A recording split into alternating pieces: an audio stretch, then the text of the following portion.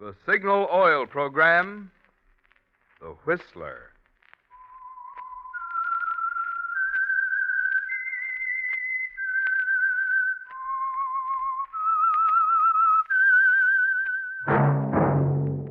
That whistle is your signal for the Signal Oil Program, The Whistler.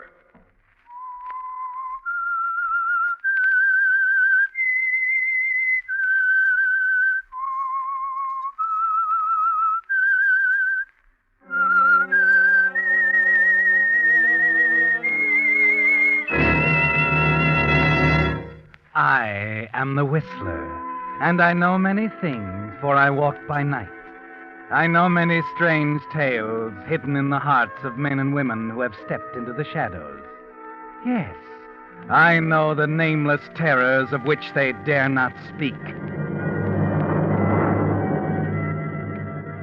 Yes, friends, it's time for the Signal Oil Program, The Whistler. Rated by independent research, the most popular West Coast program in radio history. And Signal gasoline is tops, too. Tops in quality. It takes extra quality, you know, to give you extra mileage. And Signal is the famous Go Farther gasoline. So look for the Signal circle sign in yellow and black that identifies friendly dealer-owned Signal service stations from Canada to Mexico. And now the Whistler's strange story. Fateful Friday.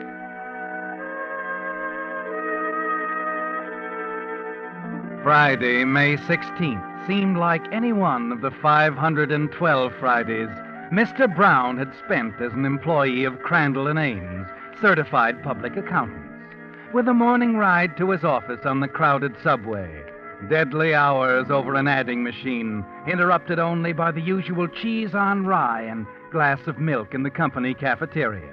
The ride down from the 40th floor of the Crandall building in the crowded elevator at 3 minutes past 5 after his work was over, and the usual Friday remarks to his fellow employees. Night, Brown. Night, George. Have a nice weekend.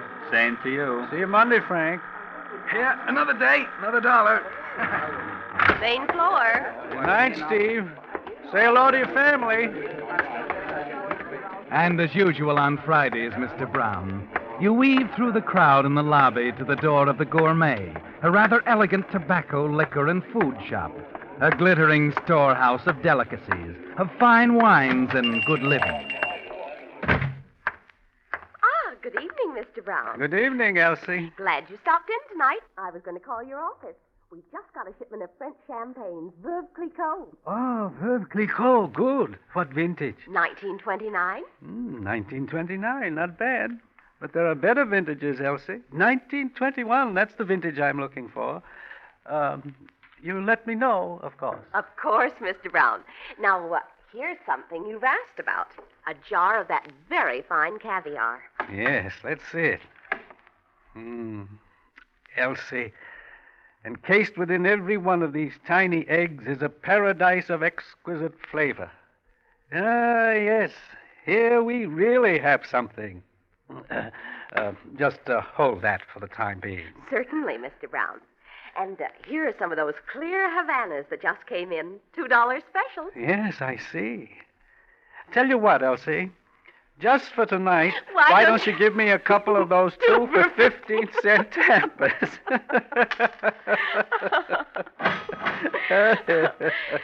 Those things you say, Mr. Brown, like there was too much rain in 1929 for good champagne and so on. Are they true? Any true connoisseur knows there were 27 inches of rain that year. Too much for good champagne. But I don't understand how somebody like you... You mean, why does a man who earns $45 a week bother to learn about things he'll never be able to afford? I don't know, Elsie. But doesn't it make you unhappy, knowing and not having? I'm going to have it someday, Elsie. You know, someone said a man can have anything he wants if he wants it bad enough.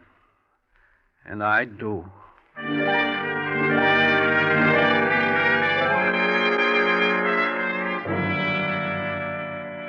Yes, that's the cross you bear, isn't it, Mr. Brown? Trying to reconcile the appetites of a gourmet with a bookkeeper's budget. with the drab bachelor apartment you come home to after a stifling ride on the subway. And yet, dull as it seems, this Friday is a remarkable one, set apart in a curious way from all the other Fridays in your uneventful little life, as the kind of a day that will prove exciting things can happen even to people like you. As you walk into your apartment building, you have no way of knowing, of course, that in reaching into your mailbox in the lobby, you're putting your hand on something that will change your whole life.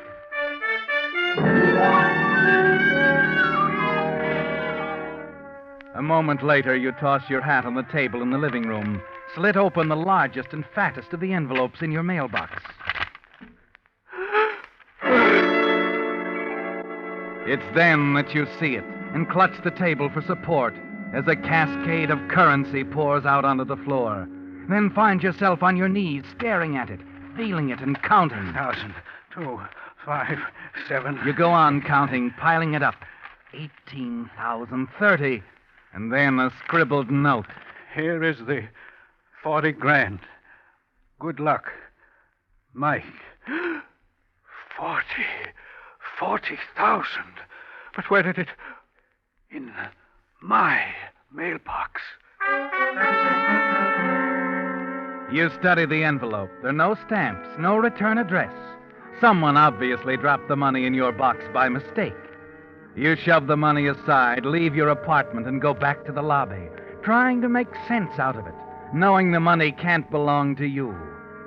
The answer is there waiting for you on the row of mailboxes, particularly on the card on the end, with a newly penciled notation over apartment 12. Another William Brown. You stand there a moment, staring blankly at the card. Then, without quite knowing why, you find yourself walking upstairs, on up to apartment 12, just above yours. And even as you ring the buzzer, something inside is telling you of the doors that money could open, of the new world waiting for you if you had the nerve, of how easy it would be with $40,000 in cash, unmarked, with no strings attached. Yeah? Who is it? Who is it? What do you want? Excuse me, I'm afraid I have the wrong apartment.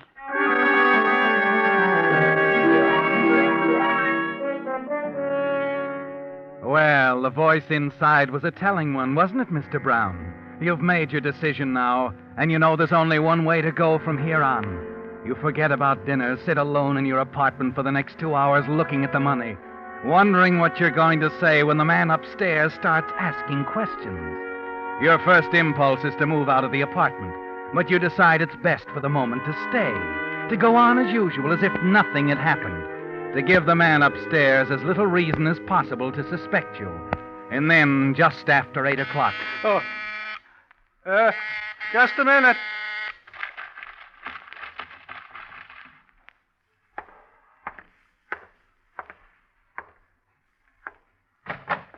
Yes? Mr. Brown? That's right. Sorry to bother you. My name's Brown, too. I just moved in a few days ago. Oh? I was worried that you might be inconvenienced. That's quite a coincidence, you know. What do you mean? It seems there's not only 2 Browns in the building. There's 2 William Browns, too. We got the same first name. Well, that is odd. You know, I got a bunch of noisy friends. I hope they haven't been disturbing you, coming here by mistake. Oh, no.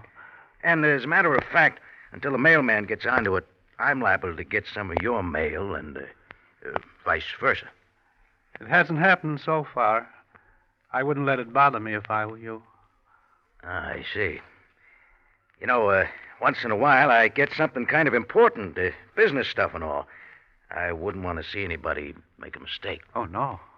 You know, a little thing like that can be pretty serious sometimes, what with the postal authorities and all. Now, see here, are you implying that I might... No, don't get me wrong. Just thought a friend of mine might have got mixed up. You know how it is. I'm expecting an important envelope from him. Just forget it, Mr. Brown. Good night. Good night, Mr. Brown. $40,000.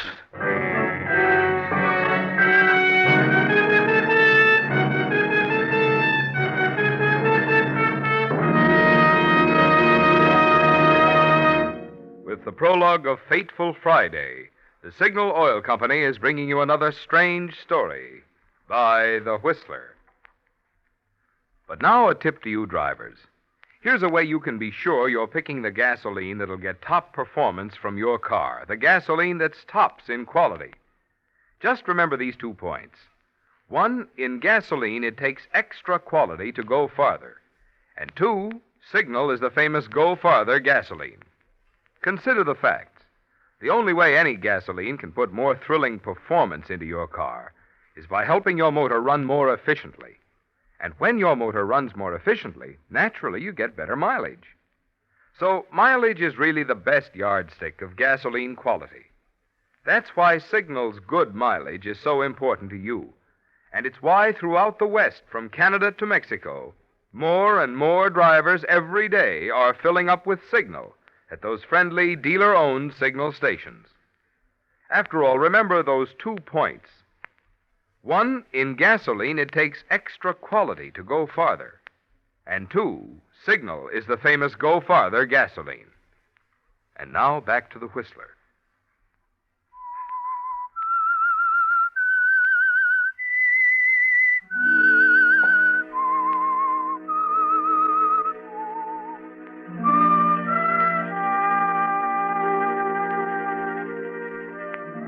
Yes, it was a fateful Friday, wasn't it, Mr. Brown?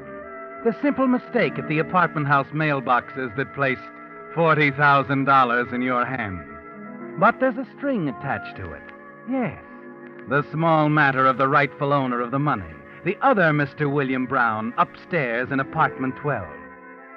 Your first impulse was to run away, wasn't it, Mr. Brown? Until you began to think how the man upstairs might begin putting things together. And there was something about him that told you he was not the kind to take this lying down. But there are a few things you can do. One of them, of course, is to call at the little gourmet shop first thing Monday morning. Ah, good day, Mr. Brown. Good day, Elsie. What can I do for you? Perhaps a case of that very fine brandy you're so fond of. Let me see a bottle. Of course, sir. Here you are. Excellent. Good district. Exactly the right age. Tell you what, Elsie, I think we'll open this bottle right here. Mr. Brown. Mind if I borrow this corkscrew? Thank you. Mr. Brown, don't open that bottle. Now, 2 glasses, please. Brandy snifters, of course. If anyone should see us, Mr. Brown, I'll pour, Elsie. You and I are going to sample this. There. A votre bonne santé. That's French for your very good health.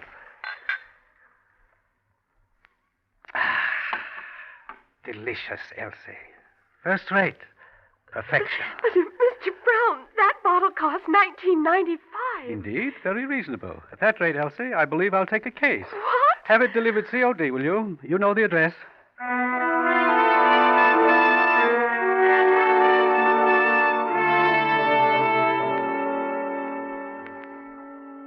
That does it. Well, that takes care of all the measurements. Thank you, Herman. Herman's our best tailor. Now, don't go away, Herman. We may want something else. That's a beautiful suit, Mr. Brown. It's the newest thing out. And that pinstripe gives you height. Oh, yes. Yes, it does. And we can have it ready for you on, say, Wednesday? That'll do. Fine. Thank you very much. I'll help you into the other things. No, wait. I'm not through. I'd also like something in the tweed and perhaps cashmere. Oh, of course, Miss Brown. Sit right down, sir. I'll bring some things out. Our very best. I'll just be a moment. Take your time. Is this today's paper? Yes, the noon edition. The things that are going on in this town. Look at that headline. $40,000 held key in highway shooting. What is this? I knew the fella that got shot, Mike McKeon. I made a suit for him once. What sort of business was he in? Oh, you know. What kind aren't they in? The crowd that Mike ran around with had a string on all the rackets. I see. But look how they end up, with a bullet in the back. Yes. Says here he was alive when the police found him. Mm-hmm. Died, though, before he could tell him enough. Just something about $40,000 he delivered to somebody. Only the other fellow claimed he never got it and shot him. Terrible, isn't it? People like that running around loose, you never know. Here we are, Mr. Brown. Everything you'd ever want to choose from. Imported tweed, cashmere, worsted. Look, some other time. But you I see- know. I forgot there's something I have to do. Just alter this first suit and send it out. I'll be back. Well, you know best.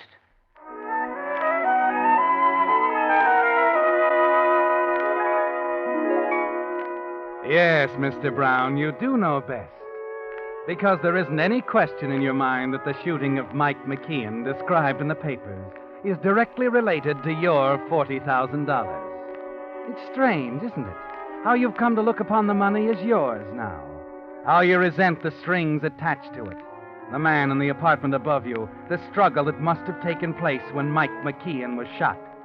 But you've long since decided that it isn't going to do them any good. If the trail leads back to you, you're going to have an answer to their questions. But one false step always requires another, doesn't it, Mr. Brown? And that's why, shortly after leaving the clothing store, you find yourself talking to a shoddy little man in an equally shoddy shop on the Lower East Side. And just what kind of a gun did you have in mind, Shorty? Oh, I don't know. Something small, compact, an automatic, perhaps. What about the one in the case here on the end? 32? Nice little automatic. Dependable. Well, that ought to do. Let's see it. Here it is. Here you are. Second hand, of course, but it's a good buy. It's fine. I'll take it. Just like that, huh? Okay, well, let's see now. I'm supposed to write your name down there. What is it? Why, C.J. Wilson. Mm-hmm. Yeah. That'll be $25, Mr. C.J. Wilson. 20 for the gun and 5 for not asking questions.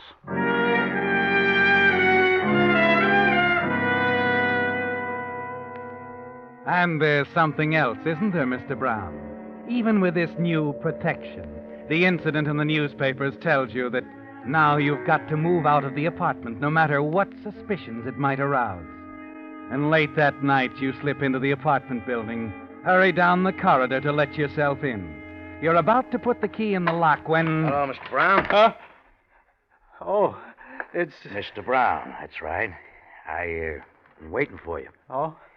I thought we ought to have another little chat. But it's so late. I don't see why whatever it is can't wait until... Can't wait at all, Mr. Brown. Come on. Well, where are we going? Upstairs. We can talk much better in my apartment.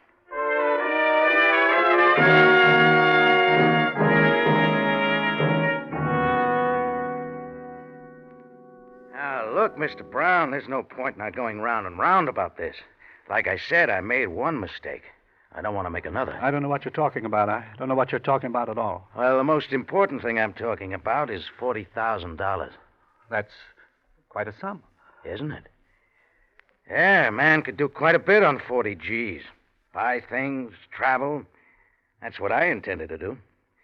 I, sort of need to travel, Mr. Brown. Your health? My, health. Too bad. Yeah. You know, Mr. Brown, you're good. Really good. I don't understand. Oh, yes, you do. It's as simple as those 2 names in the mailboxes downstairs. Remember, I said I might get some things intended for you? Oh, yes, and I might... Get some things intended for me. Now, how about it? Want to give it back? You know, this doesn't make sense. Why, I never knew there was that much money in the world. Until last Friday, then you found out different, huh? I didn't find out anything. You say you made a mistake. You're making another one accusing me. I'm only accusing you of being human, Mr. Brown. You know, with the little weaknesses all of us have, well, I'd have done the same thing you did. I didn't do anything. Skip it. I just had to be sure this time, that's all. Mike McKeon was right when he told me he put the money in the mailbox. I made a mistake with Mike, but I won't make a mistake with you, because I... Well, you're full of surprises, aren't you? Even bought yourself a gun. It's loaded. I'm sure of it. And I'm not afraid to use it. Now, there, I'm not so sure. Let's be reasonable about this, Mr. Brown. Don't come near me. I'll shoot. We'll write off what you've spent so far. Don't come near me. Now, let's have the gun like a good... I said I'd do it. I told you I'd do it.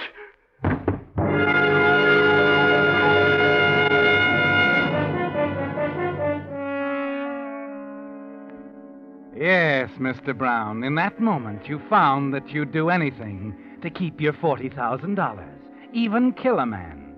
The thought brings your mind up short, and then impulse starts you toward the door, and the blood pounds in your head as you make your way to your own apartment. Open the door and get inside. Oh, Lord. Hope nobody saw me. Bed. Get into bed. That's where I should be.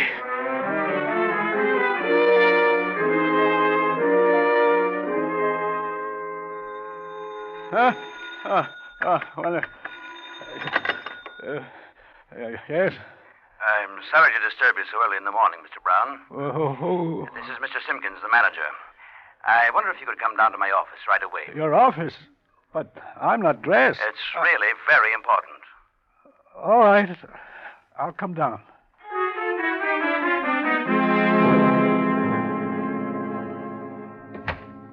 I don't know what to tell you, Lieutenant.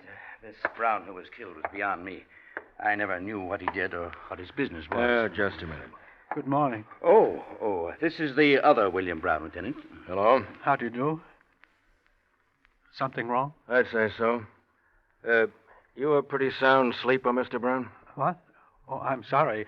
Hear anything unusual last night? Well, I don't know. About 11 o'clock. Well, I was in bed, of course. You said 11. Well, that's right. 11. Yes, I remember. I looked at the clock. I heard a door slam upstairs and somebody running past my door. Mm-hmm. Is that all? Yes, that's all. I thought it was probably one of Mr. Brown's friends. What do you know about Mr. Brown's friends? He came to me the other day, said he hoped his visitors wouldn't get our names confused. He told me he had a lot of noisy friends. I had indeed. Any particular reason why you use the past tense there? Why, no. What's the matter? What about it, Mr. Simpkins? Well, no. Not this, Mr. Brown. He couldn't have done it. Okay. See here, I wish you'd tell me. Sorry, Mr. Brown. I just had to make sure. Your friend upstairs was murdered last night. Murdered? But why would anyone kill Mr. Brown? His name wasn't Brown. It was Marco. Victor Marco. He was in the kind of business where people do get killed from time to time. You understand, Lieutenant. I had no way of knowing when I let him have the apartment. Yeah, he came here to hide out, of course. That's a revenge job, and I think I can put my finger on the guy who did it, if the thing is kept quiet. That means neither of you say anything to anybody about this until you see it in the papers. Is that clear? Yes, Lieutenant, I yes, understand. Yes. Okay. Thanks to both of you.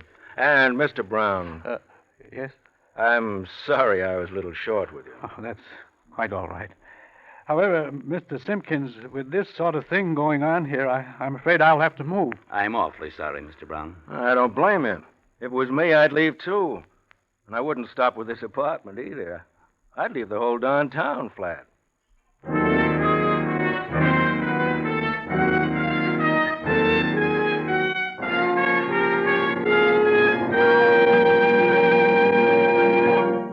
The Whistler will return in just a moment with a strange ending to tonight's story.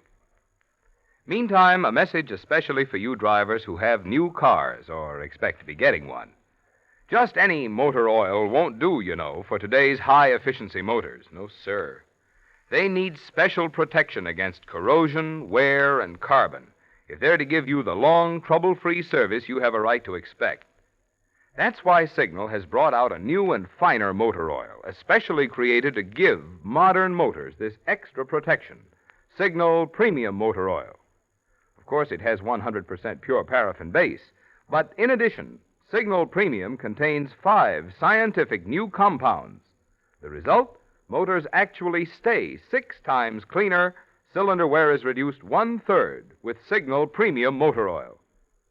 So if you want to keep the performance of your car young, make your next oil change a change for the better.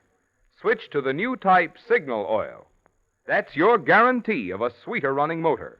Signal Premium Motor Oil. And now back to the Whistler.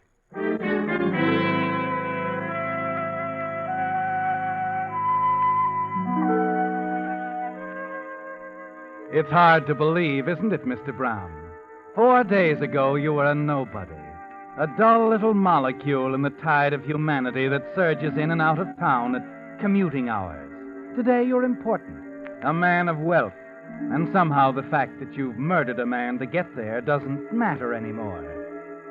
On the morning after your talk with the police lieutenant, you're packing your things, making ready to leave when... Must be some of the things I ordered or the moving people. Yes? Mr. Brown? Yes?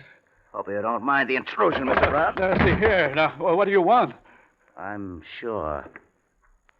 Mike McCain's friend. You've heard of me. Victor? Victor? What are you talking about? I'm not Victor. You've made a mistake. You made the mistake, Victor, out there on the highway. What highway? Listen, I tell you, my name's Brown. I don't know anything about... Shut up. Mike McCann was a nice guy, Victor. Mike said he delivered that dough. I know he did. You got it. Look, I tell you, I'm not Victor. Look at this apartment. Does it look like I have money? Wait a minute. Boys told me Victor was living here under the name of William Brown. He was upstairs. There were 2 William Browns. Here's my business card. W.T. Brown, Crandall and Ames. I haven't any money. I'm just a clerk there. Make $45 a week. 2 William Browns. Listen, are you on the level? Yes. I tell you, the other William Brown, the one upstairs, with... Stay right there. I'll get it.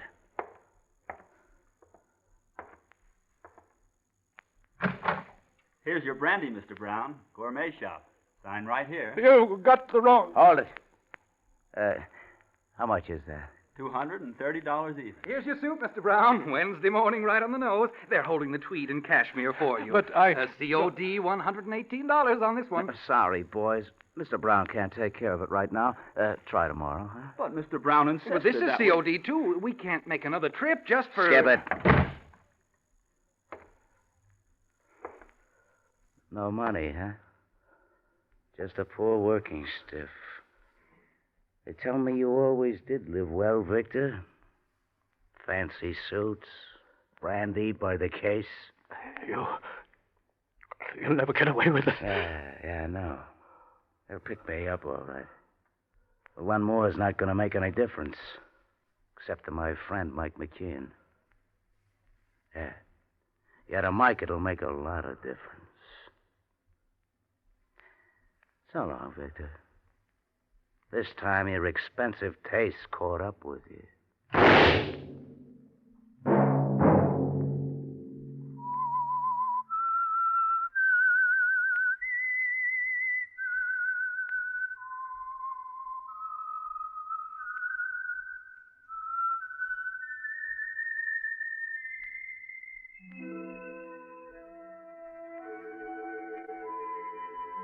Let that whistle be your signal for the Signal Oil program, The Whistler. Each Monday at this same time. Brought to you by the Signal Oil Company, marketers of Signal gasoline and motor oil and fine quality automotive accessories.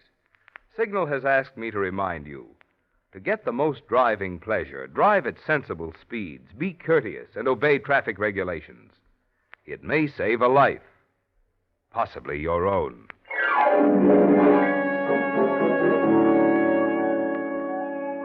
Featured in tonight's story were Herb Butterfield and Jack Moyles. The Whistler was produced by George W. Allen with music by Wilbur Hatch and was transmitted to our troops overseas by the Armed Forces Radio Service. This is Marvin Miller speaking for the Signal Oil Company. This is CBS, the Columbia Broadcasting System.